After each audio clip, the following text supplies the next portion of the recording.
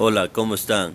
Somos estudiantes de la Universidad de Cuenca, de la Facultad de Ciencias Agropecuarias, carrera de Ingeniería Agronómica.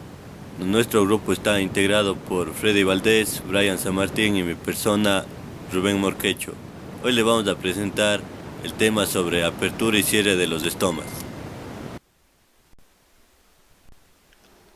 Los estomas se encuentran presentes en el envés de las hojas de las plantas, formando poros ajustables que se encuentran generalmente abiertos durante el día cuando el dióxido de carbono es requerido para realizar la fotosíntesis, y cerrados durante la noche cuando la fotosíntesis no se lleva a cabo. Sin embargo, esto no se aplica siempre, ya que las plantas del desierto, si abrieran sus estomas durante el día, perdieran gran cantidad de agua y no pudieran sobrevivir. Debido a esto, estas plantas abren sus estomas durante la noche. El mecanismo de apertura de los estomas comienza cuando la planta detecta la luz del sol. Todos sabemos que la luz es una forma de energía. Las plantas, por medio de la fotosíntesis, convierten toda esta energía almacenada en energía química. Los pasos para la abertura de los estomas son los siguientes. La fase lumínica. Esta ocurre por medio de los rayos del sol. En la membrana de las células son activadas las bombas de protones, es decir, iones de hidrogeniones, aunque también puede activar la síntesis de ácido málico y la hidrólisis de almidón de transporte activo. La hidrólisis del almidón y la liberación de azúcares permite que la generación de energía esté en forma de ATP y esta pueda ser empleada para el bombeo de protones contra el gradiente de concentración hacia el exterior de las celdas. Los protones son producidos por la hidrólisis del ácido, en este caso que es el ácido málico que se sintetiza en la fase lumínica de este modo en el interior de las celdas empieza a acumularse el malato con carga negativa, mientras que en las celdas adyacentes comienza a acumularse el ion hidrógeno con carga positiva. Es decir, empieza a formarse un potencial diferencial electroquímico entre las celdas para solucionar el problema diferencial del potencial.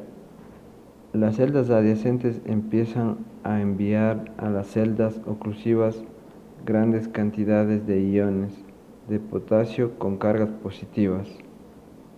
Este movimiento es un transporte pasivo, facilitado a través de los canales de potasio activados por el voltaje y los cuales se abren solo cuando cierto voltaje es obstruido, es decir, diferencia de cargas entre los lados de una membrana cuando las cargas positivas empiezan a menorar el proceso empieza a bombearse en iones de cloro hacia las celdas oclusivas para mantener el balance electroquímico.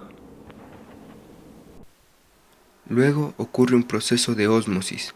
Debido a la gran acumulación de iones de malato y de iones de cloro, se genera una presión osmótica contra la membrana de las células oclusivas, generándose cambios en la turgencia desde las células adyacentes a las células oclusivas.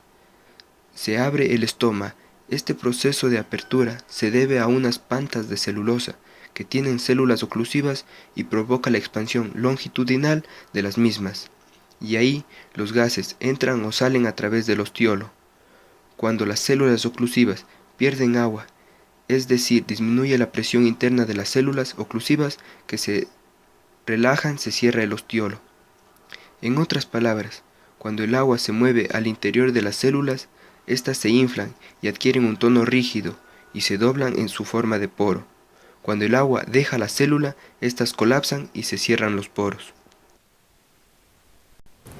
Es importante resaltar que la temperatura afecta al mecanismo de apertura de los estomas cuando alcanzan valores altos de entre 30 y 35%.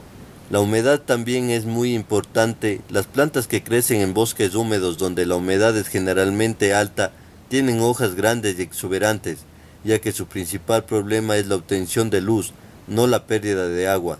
En cambio, en las plantas de pradera, en estas áreas expuestas tienen a menudo hojas estrechas con una superficie foliar relativamente pequeña. Obtienen toda la luz que pueden utilizar, pero están constantemente en peligro de pérdida excesiva de agua. En resumen, la apertura y cierre de los estomas es controlada por cambios en la forma de dos células oclusivas que rodean el poro. La forma de las células oclusivas es determinada por el tono interno de las células cuando a esta llega agua, iones de potasio y cloro.